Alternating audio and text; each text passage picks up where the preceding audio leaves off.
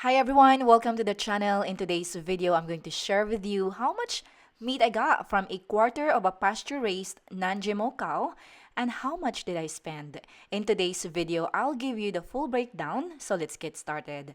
I purchased mine from a local farmer. Three main reasons why I buy my beef from a local farmer.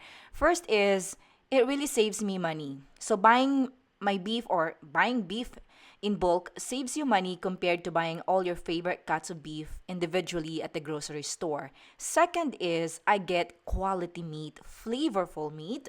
Third is I am supporting my local farmer, which is good for the economy.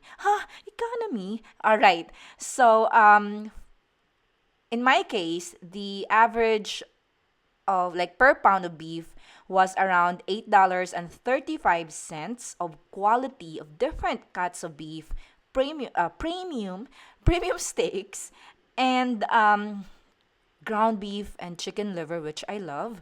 So average, yun yung $8.35. The hanging weight was 182 pounds at $4.25 plus the processing fee. Yes, I paid for the processing fee. That's part of the process. All right, so I got 65 to 70 pounds of ground beef. I did not weigh my meat. So, medyo ano lang tayo, estimate lang mga binibigay ko dito, okay? So, I also got barbecue ribs, beef, yun na nga, yung beef liver, 2 packages kasi quarter lang yung binili ko. And then, beef round steak, different cuts of steaks. Yung first ko na try is yung T-bone. Meron din akong mga neck bones or soup bones, which is very nice kasi I love soups. And then stew meat, I got 3 of those. A brisket, isang brisket lang yung half of a brisket ata. And then soup bones, yun na nga, beef shank. Ito yung my bone marrow, which is really yummy and it's good for you. And then what else? Mga short ribs, siguro mga 3 packages or 2 packages of short ribs.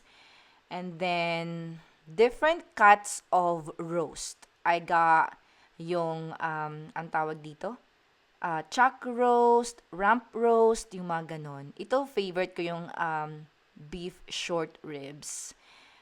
Yun na nga, different cuts of premium steaks. Ang first kong na-try itong T-bone steak na talagang flavorful at nire-recommend ko talaga to my friends na to buy beef in bulk and from the local farmer. So, ang binayaran ko sa lahat was $773.50 para sa beef itself, the processed meat na, and then $182 for the processing fee, so a total of $955.50.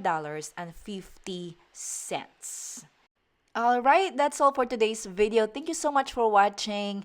And I am back for good. I will have more recipes coming very soon. Thank you for watching. Have a good day. Take care.